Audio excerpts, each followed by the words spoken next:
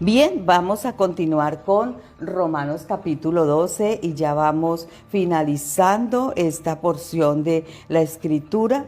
Vamos por el versículo 15 y hemos observado que hay todo un contenido de vida en esta escritura de Romanos, un contenido de vida de un cristiano auténtico, de una comunidad auténtica, de una iglesia auténtica. Entonces, lo que deseamos es que realmente nosotros aprendamos los secretos, la dirección, la directriz, los principios, los preceptos que nos marcan esta palabra para vivirla. Y estamos ahora observando cómo nuestro enfoque como comunidad tiene que ser hacia afuera, hacia otros.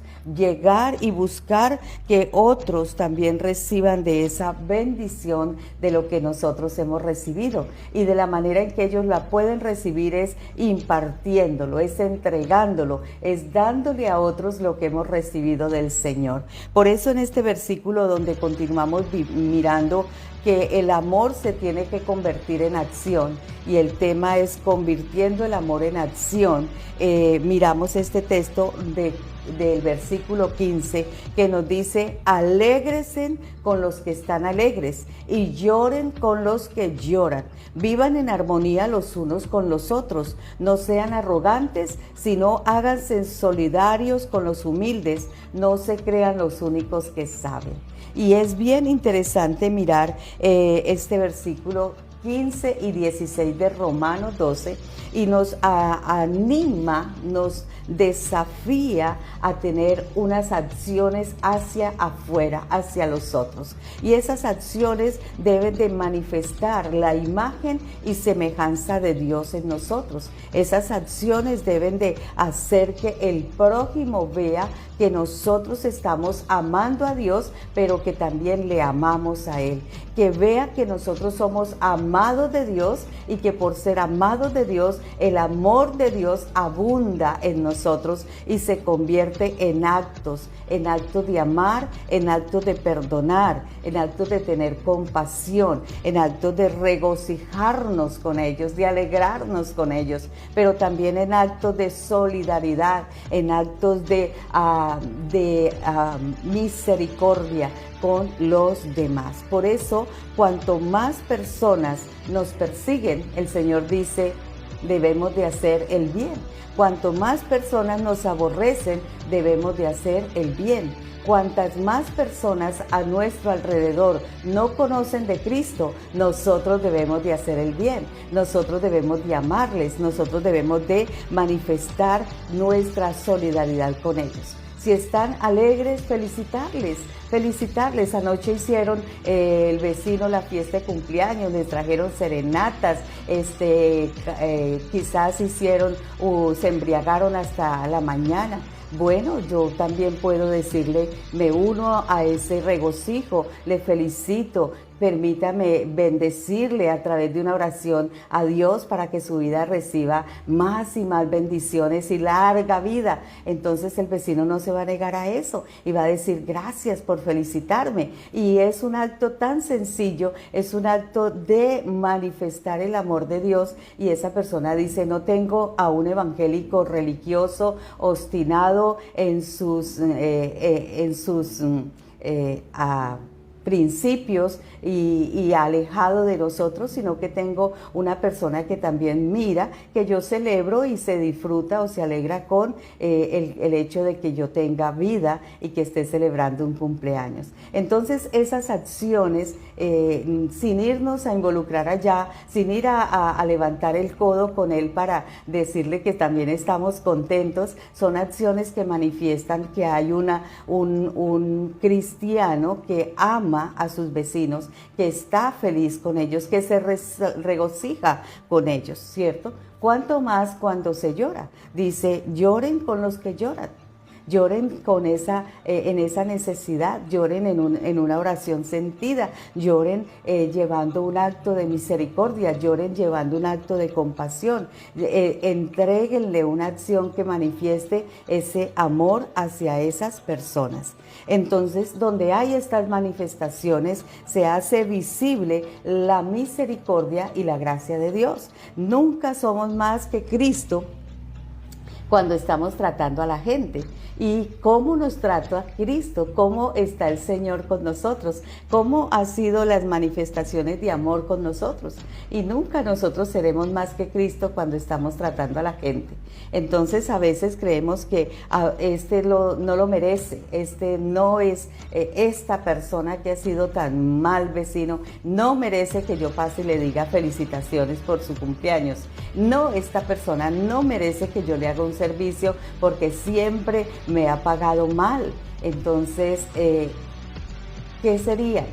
Si el Señor todavía, Cristo todavía le está viendo a esa persona en misericordia, Cristo todavía está anhelando la salvación de esa persona, Cristo todavía está dándole una oportunidad de salvación. Esa persona en cualquier momento mira hacia Cristo y los brazos de Cristo están abiertos para ellos. Entonces nosotros nunca debemos de ser más que Cristo para tratar a los demás, sino que debemos de hacerlo como ellos lo merecen, en un acto de entrega de amor hacia los demás. El primer acto de ese amor es el perdón. Por eso el Señor nos llama a estar en paz para con todos, porque el primer acto de amor visible es el perdón. Y el segundo acto también es cuando me identifico con el dolor del otro, cuando me identifico con esa situación que está viviendo, cuando celebro y estoy gozándome con sus triunfos también.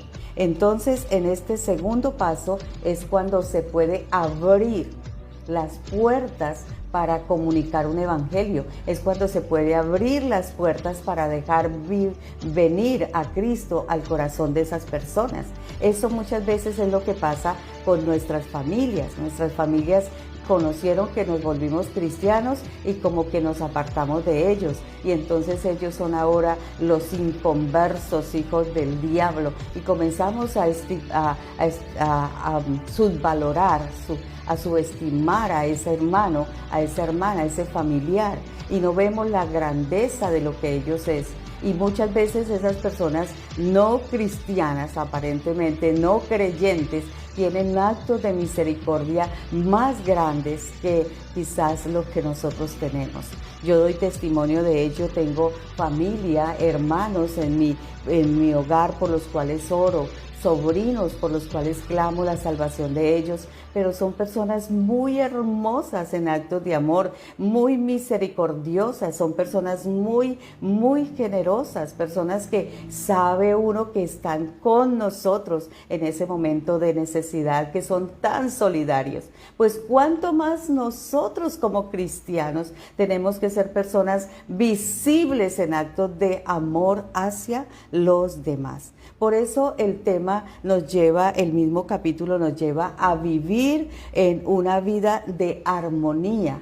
Y esa vida de armonía está cuando literalmente nosotros pensamos que el otro merece todo lo que él necesita, que nosotros podemos darle eso y que él realmente lo merece. No vamos a considerarnos más que ellos, no vamos a subestimarlos ni a subvalorarlos. Es ahí donde la Escritura nos dice, no sean orgullosos, no orgullosos.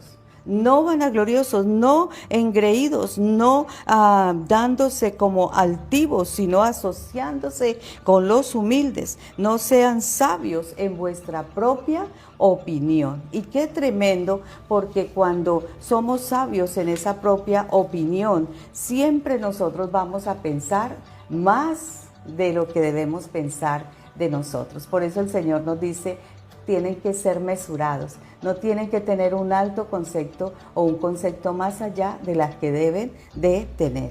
Y voy a ir a considerar un pasaje adicional a la escritura en Génesis capítulo 50.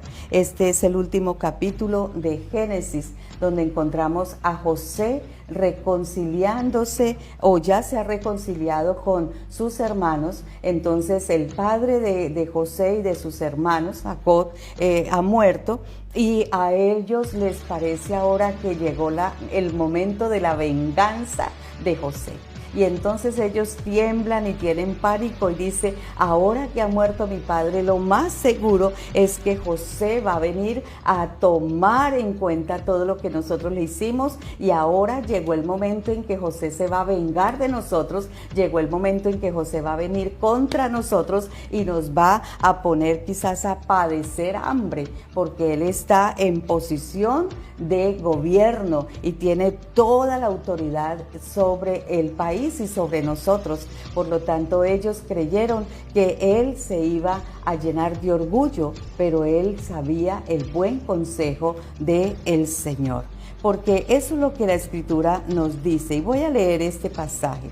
Dice: y enviaron a decir a José: tu padre mandó antes de su muerte diciendo, así diréis a José: te ruego que perdones ahora la maldad de tus hermanos y su pecado, porque mal te trataron. Por tanto, ahora te rogamos que perdones la maldad de los siervos del Dios de tu padre. Y José lloró mientras hablaba. O sea, ¿por qué lloraba José? Porque él podía decir: yo ya hice actos de amor con ustedes, yo ya he hecho actos de misericordia, yo ya he perdonado, yo ya me he identificado con el dolor de ustedes, yo ya he estado con ustedes en estos tiempos de necesidad, y realmente yo no veo por qué estén considerando venir a hablarme esto. Y vinieron también sus hermanos y se postraron delante de él y dijeron: henos aquí como siervos tuyos. Entonces era un momento propicio para José vengarse de sus hermanos, pero mire cómo respondió José: no temáis, ¿acaso estoy yo en lugar de Dios? Y es ahí donde muchas veces nosotros queremos tratar a los demás como ni siquiera Cristo los trataría, porque para Cristo hay oportunidad de vida y de salvación, de misericordia para con todos aquellos que se acercan a Él en todo momento. El Señor está propicio a nosotros, pecadores. Por lo tanto, Él dice: ¿yo acaso estoy en lugar de Dios? Vosotros pensasteis mal contra mí, mas Dios lo encaminó para bien, para hacer lo que vemos hoy, para mantener en vida a mucho pueblo. Ahora pues, no tengáis miedo, yo os sustentaré a vosotros y a vuestros hijos. Y así los consoló y les habló al corazón. Amén. Qué buena porción de la palabra para enseñarnos que como comunidad auténtica, como hijos de Dios, nosotros debemos de ser propicios y nuestro enfoque tiene que ser hacia afuera. Cuando dice que no sea esta palabra, sean humildes, no sean orgullosos, sino que sean humildes, entonces esta palabra significa que no se eleve mucho del suelo. La humildad nos tiene que mantener siempre con los pies sobre la tierra. La humildad nos tiene que mantener siempre en la condición de que somos hijos de Dios, pero como hijos de Dios estamos para amar a los demás. Entonces es ahí donde el Señor viene y nos dice: ahí está. Este es un acto de mucha misericordia, este es un acto de mucho perdón, este es un acto donde el hombre, la mujer de Dios, en este caso José, entiende los diseños de Dios, entiende que Él está para servir, entiende que Él está para mirar ahora hacia los demás, para tener misericordia de los demás, que lo que Dios le ha dado y las posiciones que Dios le ha permitido tener, ese gobierno que tuvo sobre toda esta nación de Egipto, el Señor lo usó para bien, que Él estaba como un elemento de salvaguarda, de protección, que aún el Señor lo puso, o las circunstancias, las actitudes, los pensamientos, las decisiones de sus hermanos, en algún momento lo pusieron en peligro, lo pusieron en amenaza de muerte, lo pusieron en esclavitud, pero Él no recuerda nada de eso, eso lo ha perdonado, y dice que aún todo lo que pensasteis mal contra mí, Qué tremenda esta convicción, esta manera de pensar. Aún lo que vosotros pensasteis mal contra mí, Dios lo encaminó para bien. Dios se encaminó para hacer lo que vemos hoy. Dios lo encaminó para mantener en vida a mucho pueblo. O sea, José dice, yo sé que ahí estaba el diseño de Dios. Yo sé que Dios ahí trabajó en un propósito que yo no podía entender, en un propósito que ellos tampoco podían entender, pero Dios lo trabajó para hoy convertirlo para bien. Entonces muchas veces nosotros nos quedamos enfrascados en nuestras crisis y decimos, yo que he sufrido, yo que he tenido tanto que padecer, a mí que me ha tocado tan dura la vida. Entonces como que eso nos llena de amargura, nos llena de resentimiento, nos llena de dolor. Y cuando vemos quizás al otro sufriendo, decimos, así he sufrido yo, ¿y qué me ha pasado? También usted luche. No, nosotros tenemos que saber que aún esos momentos de dolor, el Señor los tiene para usarlos para bien. El Señor los tiene para ir y llevar una palabra de consuelo, una palabra de fortaleza, una palabra de aliento, una palabra que ayude al otro en su momento de necesidad. Entonces todo lo que quizás nos ha pasado mal aparentemente, el Señor lo hace para el bien de los demás. Piensa siempre en esto. Cuando yo tuve un duelo muy fuerte con la pérdida de mi hijo, yo le decía al Señor, ahora sé hablar desde mi corazón al que está enlutado. Ahora sé hablar desde mi corazón al que está pasando por un momento de dolor, porque ya lo viví. Y es ahí donde el Señor nos dice, comparte, da de lo que tienes en ti. Y lo que yo recibí del Señor fue esa fortaleza que me ayudó a seguir adelante. Y ahora yo puedo entender desde mi corazón el dolor de una madre que pierde a su hijo. Entonces es ahí donde uno dice, podemos dar aún de esas circunstancias que hemos pasado negativas. Amén. Vamos a mirar la conclusión. Dice, nuestro enfoque hacia afuera nunca será diferente a lo que nosotros experimentamos en nuestro enfoque hacia arriba. Es decir, que de la buena comunión, que de la vida y relación que se tiene desde mi ser interior con mi Padre, asimismo es íntegra, armoniosa, sensible mi relación con el otro. Por eso mi enfoque hacia afuera siempre tendrá que dar acciones de amor sacrificiales como los de Cristo, amando, perdonando, aceptando, identificándonos con el prójimo como lo hemos recibido en algún momento en Cristo Jesús, como lo hemos recibido en nuestra vida en Cristo Jesús. Entonces, si Dios no nos ha condenado, sino que nos ha perdonado, yo no estoy llamada a condenar, sino a perdonar. Si Dios ha tenido de nosotros misericordia cuando hemos fallado y no nos ha culpado, no nos ha hecho pagar por nuestros grandes errores, el Señor nos dice, también considera que aquel que te falló, tú debes de amarle y no debes de condenarle. Es ahí donde el Padre tenía los brazos abiertos hacia su Hijo para el regreso a casa. Y muchas veces nosotros cerramos nuestros brazos y no tenemos misericordia para aquel que vuelve a nosotros. Y vuelven a pedirnos perdón y vuelven a tratar de reconciliarse. Y nosotros estamos diciendo que Dios lo juzgue, que Dios haga con él, que Dios pague como me pagó. Y el Señor dice, así como yo he tenido misericordia de ti, tú debes de tenerlo de los demás. Amén. Un abrazo, bendiciones. Qué bueno que hayas estado con nosotros en este tiempo precioso de devocional. El Señor les bendiga.